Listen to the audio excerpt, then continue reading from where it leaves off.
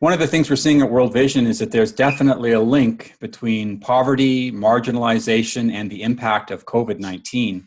And I am delighted to welcome Stachen Frederick. Stachen is the CEO, Executive Director of Frontlines, a charity working in the Weston area of Toronto. Welcome, Stachen.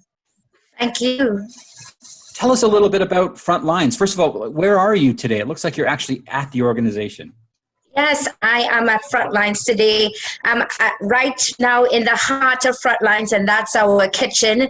This is where we produce meals for the community.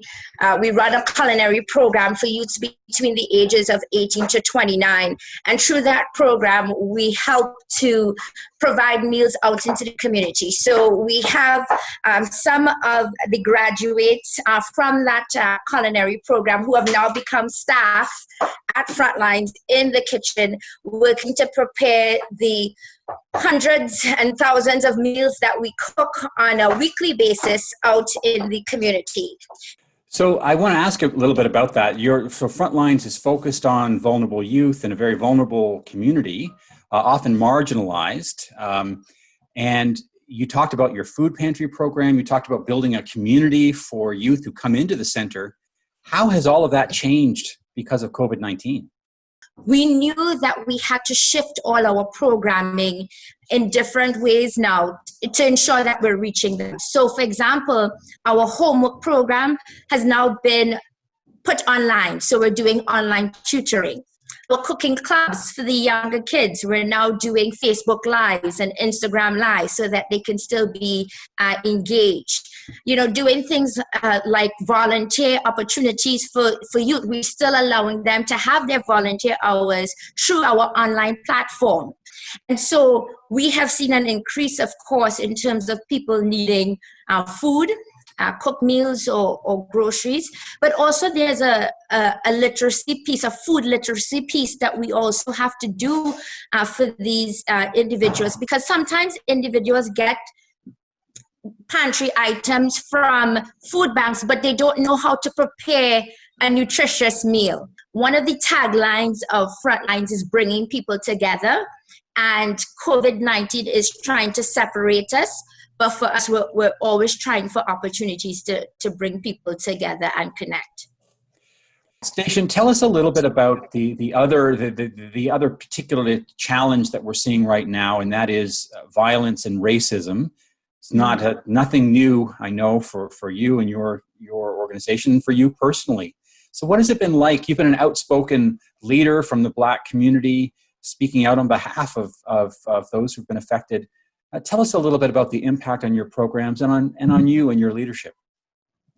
You know, again, I share my experience around racism and even violence towards my body from a police officer, you know, holding me up at gunpoint while I was serving a young man because somebody said that he was allegedly had a weapon. And so they automatically assumed that I was an accomplice. So my boss came out and said, no, this is a staff. They still held me up at gunpoint for about 15 minutes and had dogs search through my car. And, you know, this is the reality of many young people in this community. So structural racism, police brutality, when we talk about the Black Lives Matter, it's not just only in the justice system, but our lives are impacted on a daily basis in the educational system, in the employment system. Again, as a worker back earlier on in my career, I've gone into schools to support, you know, young Black children, and I've had teachers tell, you know, these young people that they're not going to succeed, and said that to me even, you know, in my presence. So you could only imagine what these young people are carrying and dealing with. And so when we say Black Lives Matter, it's not just about what you're seeing physically on the television screen. It's all the daily acts of violence to our body in subtle ways, but it builds up. And we talk about things such as microaggressions. that these things take a toll on our mental health, our feelings of self-worth.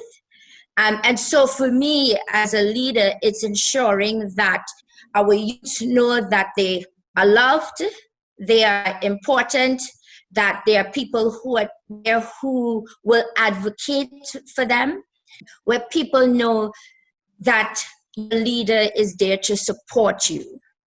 Well, Stachen, all of us at World Vision, stand with you and your community and your organization, and we are part of this broader commitment to make space and make sure that voices like yours and the children and families that you serve are included in our broader understanding of what justice looks like. And thank you for your role and standing up for your community, for the children that you serve in such an amazing personal way. My final question for you is this: what keeps you going through challenge? You see so many difficult things. What is it that you hold on to? Issues of the world is right here in Toronto. And this is where is my circle of influence. I can't be in Congo. I can't be in South Africa, but we are all connected in the circle of life. And when you, again, think about violence for the young people that is here, and the anxiety that many of them feel is the anxiety that many may feel in Congo or in areas of war, where there's bombs, coming down on people's homes. These young people here also have anxiety about walking home. I've had a young person ask me, "Miss, could you walk me to my house because I'm afraid to walk home?" And no child should have to process that at a young age. At their age, I was still playing with my Barbie. And so I had those luxuries, right? So we all have a part to play in this life. When I say when I die, I would love for my tombstone to just say, "and she lived." Well, I suspect that it'll say more than just you lived well. So we want to wish you the very best, all of you at Frontlines, the staff. Thanks for helping us make the connection between what's happening here in Canada and internationally. So many of the similar issues, we're focusing on these common causes, and we're deeply grateful for you joining us today, Stachen. Thank you so much, and God bless you. Thank you, Michael.